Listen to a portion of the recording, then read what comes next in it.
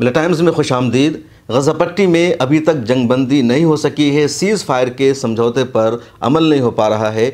इस बीच खबर आ रही है और दरअसल अल-क़साम ब्रिगेड ने एक वीडियो जारी करके ये बताया है कि इसराइल के मज़ीद 2 यरग़माली हलाक हो गए हैं और ये हलाकत इसराइल के हमला में हुआ है। यानी इसराइल ने ख़ुद इस तरह हमला किया जिसकी वजह से मज़ीद 2 यरग़मालियों की हलाकत हो गई है। हमास का कहना है कि इसराइल ख़ुद नहीं चाहता कि वो यरग़मालियों को ज़िंदा बचा सके और इसराइली शहरी अपने घरों में जा सके, अपने लोगों से मिल सके। इसराइल जानबूझकर उनको मार रहा है। इससे पहले भी कई कैदियों के मारे जाने की अल-क़साम ब्रिगेड ने वीडियो जारी की और बताया कि इतने लोग मारे जा चुके हैं।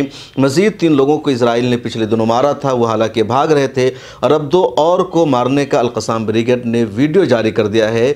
इस बीच गज़ा पट्टी पर इसराइल का हमला जारी है, लगातार लोगों को बेघर किया जा रहा है, मारा जा रहा है। इधर गज़ा पट्टी से इसराइल पर रॉकेट लॉन्च करने का सिलसिला भी जारी है। लगातार गज़ा पट्टी पर इसराइल का हमला जारी है। इसराइल का दावा है कि उसने तमाम इंफ्रास्ट्रक्चर को तबाह और ख़त्म कर दिया है। इसके बावजूद हमास के लड़ाके गज़ा पट्टी से इसराइल पर रॉकेट फेंक रहे हैं, रॉकेट लॉन्च कर रहे हैं और इसराइल में बाज़ाब्ता सायरन की आवाज़ें सुनी जा रही है, सायरन बज रहे हैं, लोगों को छुपने के लिए कहा जा रहा है। उधर लबनान से भी इसराइल पर हमला जारी है और लबनान ने हिज़्बुल्लाह ने इतना इसराइल पर हमला कर दिया है कि इसराइल परेशान है, इसराइल के आपस में फूट पड़ी हुई है। इधर अमेरिका का दबाव है और सीज़ फायर का जो प्रपोजल पिछले दिनों यूनाइटेड नेशन की सिक्योरिटी काउंसिल में पेश हुआ था, हमास ने उस पर अपनी रजामंदी जाहिर कर दी थी।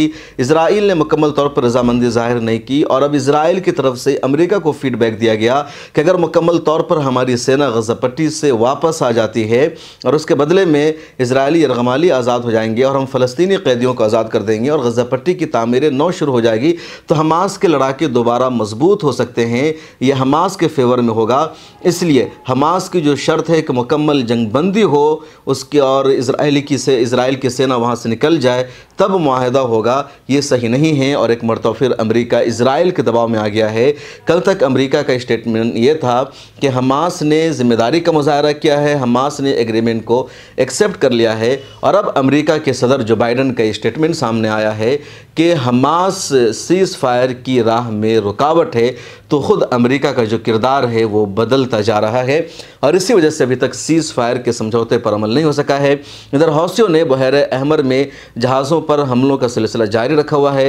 एक मरतबा फिर 2 जहाज़ों पर हौसियों ने हमला किया है। इसमें से एक जहाज़ ने अपना कंट्रोल खो दिया और दूसरे जहाज़ पर हौसियों ने हमला किया। वो जहाज़ डूबने वाला था कि अचानक किसी तरह उस जहाज़ को बचाने में अमेरिका और इंग्लैंड की सेना ने कामयाबी हासिल की। इधर अमेरिका ने रद्द अमल में यमन पर हमला कर दिया और हौसियों के कई ठिकानों को नुकसान पहुंचाया है, लेकिन यमन के हौसियों का कहना है कि हम पीछे दबने वाले या हटने वाले नहीं हैं। बहर अहमर से गुजरने वाले अब सभी जहाज़ों पर हमारा हमला जारी रहेगा। इस वीडियो में इतना ही, फिर मुलाकात होगी। कमेंट सेक्शन में अपनी राय ज़रूर लिखिए।